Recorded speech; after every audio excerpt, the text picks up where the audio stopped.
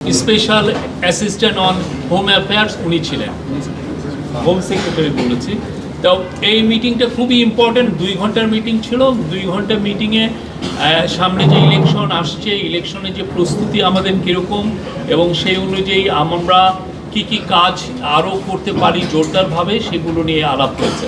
প্রথম ছিল যে কোঅর্ডিনেশন বাড়ানো, আর্মি, পুলিশ এবং গ্রাসরুটের অ্যাডমিনিস্ট্রেশন, এদের মধ্যে কোঅর্ডিনেশন বাড়ানোর কথা বারবার জোর দিয়ে বলা হয়েছে এবং এই কোঅর্ডিনেশনটা লোকাল লেভেলে এবং এটা একটা ন্যাশনাল লেভেলে, দুইটা জায়গায় খুব দ্রুততার সাথে এটা কোঅর্ডিনেশন বাড়ানোর বিষয়ে জোরদার করে বলা হয়েছে।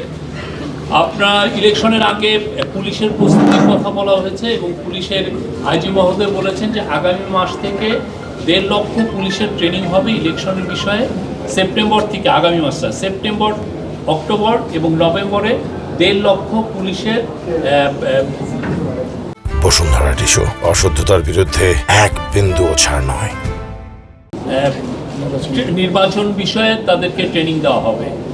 তারপরে ইলেকশনকে সামনে রেখে আপনারা জানেন যে প্রচুর ডিসইনফরমেশন অলরেডি সার্কুলেট শুরু হয়েছে, সামনে এটা আরও ইন্টেন্সিফাই করবে।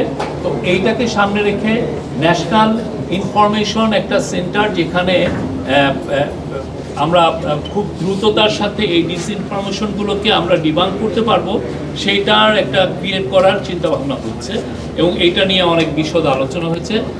চিফ অ্যাডভাইজার আমাদের হোম মিনিস্ট্রি বা পুলিশের এখানে বা যে একটা সেন্ট্রাল কমান্ড স্ট্রাকচার কিছুদিন আগে করা হয়েছে আপনারা জানেন, সেখানে একটা মিডিয়া সেন্টার প্রতিষ্ঠা করার কথা বলেছেন, যাতে করে খুব দ্রুত এই আইন শৃঙ্খলা সংক্রান্ত যে কোনো ইনফরমেশন খুব দ্রুত কালেক্ট করা যায় এবং ওই দিনই ওই সময়ই এটা যাতে ডিসেমিনেট করা যায় এবং সেই জায়গায় প্রতিদিনই যাতে প্রেস কনফারেন্স করে আপনাদেরকে জানানো যায় যে কোথায় কিভাবে হচ্ছে, কোথাকার সিচুয়েশনটা কি, এই প্রত্যেকটা বিষয় এবং খুব দ্রুততার সাথে, এবং এইটার থেকে আপনারা যাতে প্রতিনিয়ত সব সময় যাতে ইনফরমেশন পান সেই বিষয়ে জোরদার করতে বলা হয়েছে।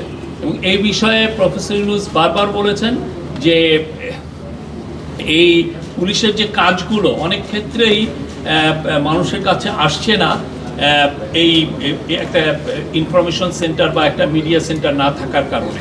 পুলিশ অনেক জায়গায় অনেক ভালো ভালো কাজ করছেন, অনেক জায়গায় ইন্টারভেনশন ওরা খুব দ্রুতই করছেন, কিন্তু দেখা যাচ্ছে যে এই বিষয়গুলো আমাদের অনেকের কাছেই জানা থাকছে না। সেই জন্য এই মিডিয়া সেন্টারটা এটা এই বিষয়ে কাজ করবে।